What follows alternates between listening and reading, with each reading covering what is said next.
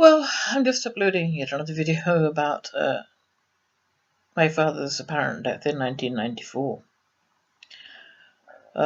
which will no doubt be boring to people. Just another angle on it, actually. And I finished up by saying, okay, if he did die in 1994, I'm back with the mystery of who died in 2000. The fact that the two aliastic Oakleys appeared to be one. Only one died in 1994 and the other in 2000. But of course what I've missed out there is that the man I call the composite, Desmond Oakley, which was my father's real name, Desmond, also died in the year 2000. I think it was the 25th of May, something like that, in Shanklin on the Isle of Wight, much frequented by Greg Byworth. So what I have there is not only the other aliastic Oakley dying in the year 2000, but the composite Desmond Oakley dying in the year 2000. So it's complex. This is the composite Desmond Oakley lived the same life as my father, exactly the same life. I mean, they had the same daughters. Go figure.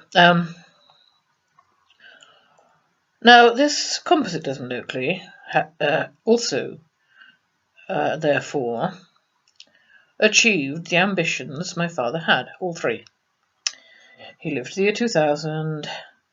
He was alive in 1997, in which year I graduated and my daughter married. Two events that my father had wanted to see, so he said. His three ambitions before he died. To see the year 2000, to see his granddaughter marry, and to see me graduate. I said, I think that's strange, and I do still think it's strange, but there you are, that's what he said to me. Now, I could look at it as not three men, but three sheets of paper, basically, who were all somehow interacting as one, who were all somehow one man. Well, that's not difficult.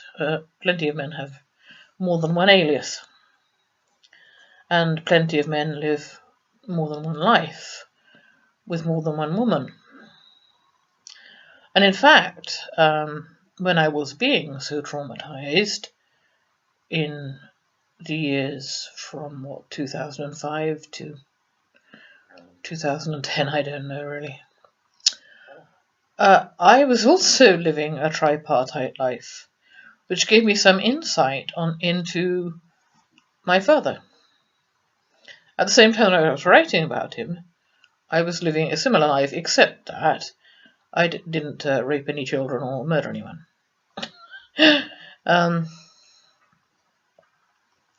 Or do anyone any physical harm. What I was doing was effectively living in three places. And I can testify to the fact that that is extremely complicated. And it does require a lie or two along the way. But recall the rules I'd lived by all my life. I'd always hated liars, hated lying, never stolen anything. And there I was using B&Bs without paying at one point. Well, actually at more than one point, but that's more complex. At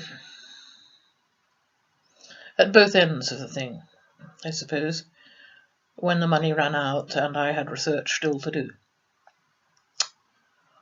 And it was vital to me to complete that research, which is now going to waste, really.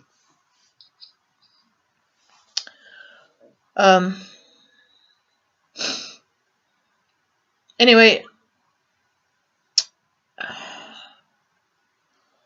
the composite Desmond also could have done what the alias Dick could have done. Now, but if I assume that all these three men were one man, I have to explain three bodies. and 3 different dates of death, i.e. the 2nd of June 1994, the 16th of February 2000, and I think the 25th of May 2000. It's the 21st or the 25th. Anyway, May 2000. Well, I've already mentioned that they were well acquainted with dodgy registrars, so not too much of a problem there.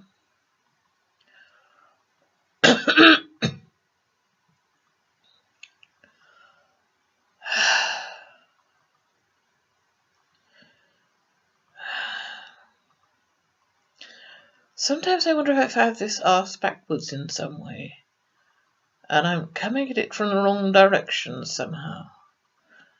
Because in my mind, my father is the centre of everything. And what if I'm focusing on the wrong man?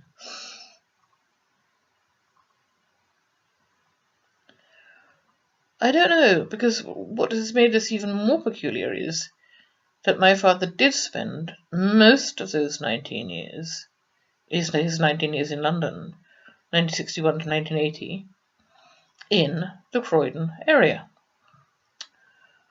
2 Wales Avenue, Carshalton, and 43 Abbey Road, Selsdon, with a close friend stroke relative in New Addington. I can't remember the exact address at the moment. And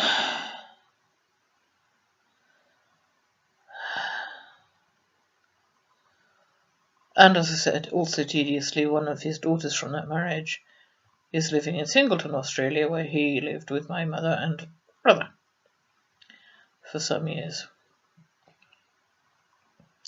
A daughter with the same name as me. I'm losing my thread, I better stop.